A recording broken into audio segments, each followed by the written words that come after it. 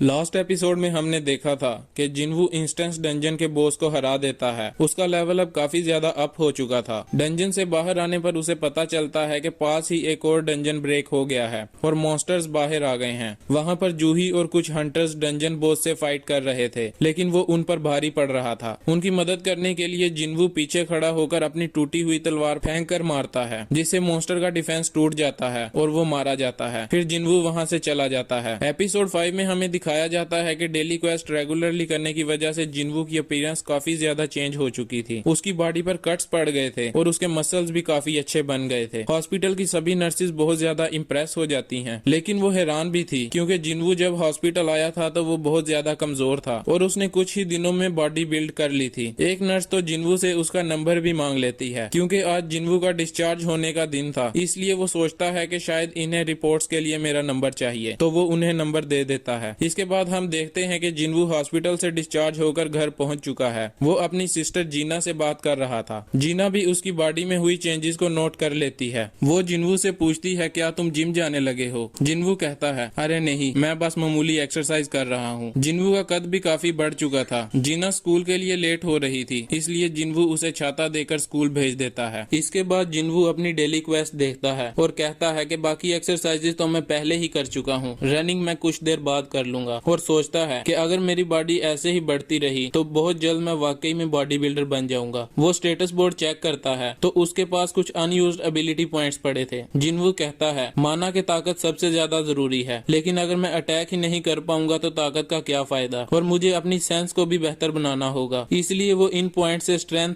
Agility और perception को बढ़ा लेता है। तभी जिन्वू को मालिक मकान की कॉल आती है। जिन्वू ने अभी तक किराया नहीं भरा था। वो उसे बताता है कि मैं हॉस्पिटल में एडमिट था, इसलिए लेट हो गया। किराया लेकर मैं अभी पहुंचता हूं। जिन्वू सोचता है, अब जो मैं मॉन्स्टर्स को इजीली मार सकता हूं, तो शायद पैसे कमाना मेरे लिए इतना मुश्किल नहीं होगा। फिर वो हंटर्स की साइट खोलकर आज के मिशन देखने लगता है। मिशन देखते हुए वो कहता है, अच्छे पैसे कमाने के लिए मुझे हाई रैंक डंजन में जाना होगा, लेकिन एक ई रैंक के हंटर को वहाँ कोई जाने नहीं देगा। शायद मुझे अपना रैंक बढ़ा लेना चाहिए। लेकिन वो सोचता है, इसका उल्टा असर भी पड़ सकता है और मीडिया भी इस बात को उछाल सकती है, क्योंकि ऐसा कोई भी हंटर नहीं है जो लेवल अप करके अपनी पावर को बढ़ा सकता हो। जब तक मैं इस सिस्टम को पूरे तौर पर नहीं जान लेता, मुझे अपनी पावर्स को छुपाना होगा। तभी जिन्वू को एक मैसेज रिसीव होता है। फिर हमें दिखाया जाता है कि जिन्वू भागता हुआ एक डंजन के पास पहुंच जाता है, जिससे उसकी डेली क्वेस्ट भी कंप्लीट हो जाती है। अभी वो अपने रिवार्ड्स की तरफ देख ही रहा था कि सामने से उसे कोई आवाज लगाता है। ये वही हंटर्स की टीम थी जिसने जिन्वू को हायर किया था। टीम का कैप्टन जिन्वू से हाथ मिलाते हुए अपना नाम होंग डांगसक बताता है। इतने में ही टीम का एक मेंबर जिन्वू से कहता है, अरे मैं तुम्हें जानता हूँ, तुम वही हो ना जिसे लोग दुनिया का सबसे कमजोर हंटर बुलाते हैं। ये बात सुनकर दूसरे मेंबर्स भी हंसने लगते हैं, लेकिन डांगसक उन्हें चुप कराते हुए कहता है, जिन्वू इनकी बात का बुरा मत मानना। जिन्वू कहता है, कोई बात नहीं, ये सच है, मैं ई रैंक का हंटर ही हूँ, इसका कोई मसला तो नहीं होगा। डांगसक कहता है, नहीं, हमने तुम्हें टीम मेंबर्स पूरा करने के लिए हायर किया है। तुमको सिर्फ सामान उठाकर चलना होगा और कोई लड़ाई भी नहीं करनी है, इसीलिए तुम्हें लूट से हिस्सा नहीं मिलेगा, पर हम फिर भी तुम्हें 2 मिलियन देने के लिए तैयार हैं। जिन्वू के लिए ये एक काफी अच्छी डील थी। वो डिटेल्स बताते हुए कहता है कि सी रैंक डंजन में जाने के लिए 8 लोगों की टीम चाहिए होती है, जिनमें से आधे हंटर्स यानी कि 4 लोग सी रैंक के होने चाहिए। जिन्वू उनकी तरफ देखता है और महसूस करता है कि इस पार्टी में 4 सी रैंक और 2 सब डी रैंक के हंटर्स हैं। जिन्वू को ये बात थोड़ी अजीब लगती है कि इनमें कोई भी हीलर नहीं है और सब अटैक करने वाले हैं। जिन्वू उससे पूछता है, क्या हम बिना हीलर के ही जाने वाले हैं? डोंगसक कहता है, तुम्हें तो पता ही है हम जैसी पार्टी को हीलर मिलना कितना मुश्किल है, इसलिए हम अपनी सभी रेड्स बिना हीलर के ही करते हैं। जिन्वू को ये बात हजम नहीं होती। फिर वो कॉन्ट्रैक्ट पढ़ता है जिस पर लिखा था कि तुम्हारे साथ डंजन में जो कुछ भी हुआ उसकी जिम्मेदारी ये पार्टी नहीं होगी। जिन्वू इस पर साइन कर देता है। तभी वहाँ पर एक और हंटर आ जाता है। वो अपने बारे में बताता है। उसका नाम वू जिन्हू था। वो एक डी रैंक का हंटर था और वो भी जिन्हू की तरह टीम पूरी करने के लिए आया था। उसने एक काफी महंगा आर्मर पहना हुआ था। जिन्हू उसे देखकर सोचता है कि जरूर ये किसी रिच फैमिली से बिलोंग करता होगा। वो शो ऑफ करते हुए जिन्हू को कहता है, क्या तुम पहली बार सी रैंक डंजन में जा रहे हो? डरना मत, मैं तुम्हें बचा लूंगा। जिन्हू हंसते हुए उसकी बात टाल देता है। जिन्हू से पूछता है, ये बैग काफी भारे लग रहे हैं, क्या तुम्हें कोई मुश्किल तो नहीं होगी? जिन्हू कहता है, नहीं, मैं बिल्कुल ठीक हूँ। इसके बाद वो सभी डंजन की तरफ बढ़ने लगते हैं। इस डंजन का गेट बहुत बड़ा था। टीम मेंबर्स कैप्टन से पूछते हैं, क्या ये वाकई सी रैंक का का डंजन है। डोंगसक कहता है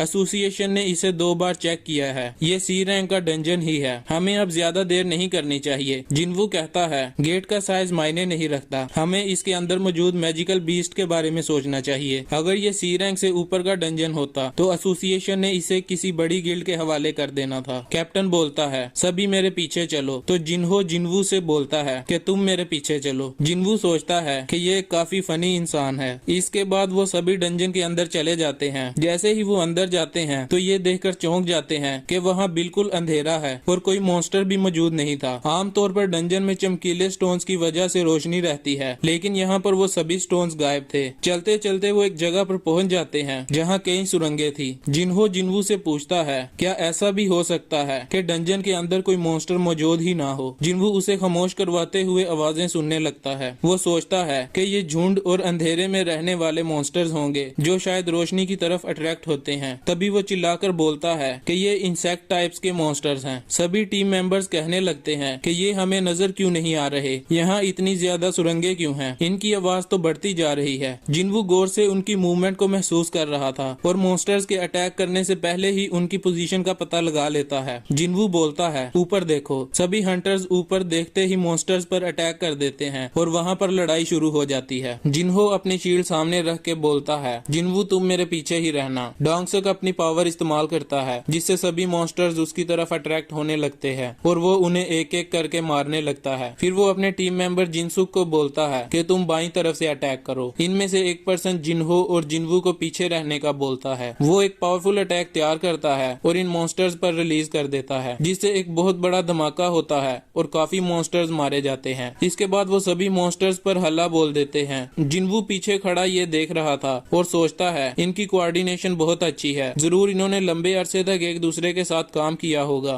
फिर वो जिन्हो की तरफ देखकर बोलता है इसे अभी काफी मेहनत की जरूरत है, ये इतना ताकतवर नहीं लग रहा। तभी एक मॉन्स्टर जिन्वू की तरफ तेजी से बढ़ता है तो जिन्वू उसे बड़ी आसानी से पांव के अटैक से काट देता है। सभी लोग अच्छा काम कर रहे थे लेकिन जिन्वू को कुछ गड़बड़ महसूस होती है। इसके बाद हम देखते हैं उन्होंने सभी मॉन्स्टर को मार दिया था और वो सभी एसेंस स्टोन इकट्ठा करने लगते हैं। डोंगसक जिन्वू को कहता है आज तुमने हमारी काफी मदद की है, लेकिन तुम्हें पता कैसे चला कि मॉन्स्टर्स ऊपर से आ रहे हैं? जिन्वू कहता है मुझे अंदाजा हो गया था। डोंगसक बोलता है जो भी हो आज हम तुम्हारी वजह से जिंदा हैं। तभी एक हंटर डोंगसक को आवाज लगाता है और कहता है कि कुछ मॉन्स्टर्स पर हमें अजीब निशान मिले हैं, इनको तलवार से नहीं काटा गया, ऐसा लग रहा है किसी बड़े मॉन्स्टर ने इन्हें खा लिया है। डोंगसक सोचता है इसका मतलब यहाँ पर इनसे भी पावरफुल मॉन्स्टर मौजूद है जो इनका भी शिकार कर सकता है। जिन्वू जिन्हो से पूछता है कि ये आर्मर और तलवार काफी महंगी लग रही है, तो जिन्हो उसे बताता है ये मेरी पहली रेड है, इसलिए मेरे डैड ने ये मुझे खरीद कर दी है। जिन्वू सोचता है मुझे भी ऐसा ही लग रहा था। इसके बाद सीन शिफ्ट होता है और हमें व्हाइट टाइगर गिल्ड को दिखाया जाता है जहाँ पर सभी हंटर्स ट्रेनिंग कर रहे थे। तभी ब्लास्ट की आवाज आती है और एक हंटर बोलता है ये क्या हुआ, तो दूसरा हंटर कहता है यहाँ पर ये आम बात है। वो नीचे की तरफ देखते हैं तो वहाँ पर गिल्ड मास्टर बेक यूनहू ट्रेनिंग कर रहा था। वो एक बड़े से कंक्रीट ब्लॉक को एक ही वार में डिस्ट्रॉय कर देता है। वो कहता है इससे तो मेरा वार्म अप भी नहीं हुआ। फिर सीन दोबारा डंजन में आ जाता है जहाँ टीम उस मॉन्स्टर की तलाश में आगे बढ़ रही थी। चलते हुए जिन्हो जिन्वू से बोलता है कि इतने लंबे डंजन में ये वजन उठाकर चलना बहुत मुश्किल होगा, क्या तुम्हें मेरी मदद चाहिए? जिन्वू कहता है नहीं, ये वजन इतना ज्यादा नहीं है और अगर पैसे बिना लड़े मिल रहे हो तो ये एक अच्छी डील है। फिर जिन्वू मन में सोचता है कि ये कुछ ज्यादा ही अच्छी डील है। उसे दाल में कुछ काला लगता है। चलते चलते वो एक जगह पर पहुंच जाते हैं जहां बिल्कुल अंधेरा था। वो अपने मैजिक से रोशनी करते हैं। वहां पर काफी ज्यादा जाले लगे हुए थे। वो इन जालों को काट कर आगे बढ़ जाते हैं और एक रूम में पहुंच जाते हैं। वहां पर माना क्रिस्टल के ढेर लगे हुए थे। ये देखकर वो खुशी से चिल्लाने लगते हैं और इनमें से एक हंटर बोलता है हालांकि माना क्रिस्टल की वैल्यू मैजिक स्टोन से कम होती है, लेकिन फिर भी इन सभी क्रिस्टल्स की वैल्यू अरबों में होगी। डोंगसक खजाने की तरफ देखकर बोलता है कि मैं इससे अपनी स्ट्राइक टीम को और बेहतर बनाऊंगा जिससे मेरी पावर बढ़ जाएगी। ये ऐसा ही था जैसे कोई जैकपॉट लग गया हो। जिन्हो जिन्वू से पूछता है क्या मैं तुम्हारा कॉन्ट्रैक्ट देख सकता हूँ? इसके बाद वो कॉन्ट्रैक्ट लेकर डोंगसक के पास जाता है और बोलता है कि कॉन्ट्रैक्ट में साफ साफ लिखा है जिन्वू को मैजिक स्टोन में से हिस्सा नहीं मिलेगा, लेकिन माना क्रिस्टल तो खुदाई करके मिलते हैं, तो हमें इन्हें 8 हिस्सों में तकसीम करना होगा। डोंगसक कहता है तुमने ठीक कहा, हम इसे 8 बराबर हिस्सों में ही बांटेंगे, लेकिन इससे पहले हमें इस मॉन्स्टर से निपटना होगा। वो ऊपर देखते हैं तो एक बहुत बड़ा स्पाइडर की तरह वहाँ का मॉन्स्टर वहाँ पर सो रहा था।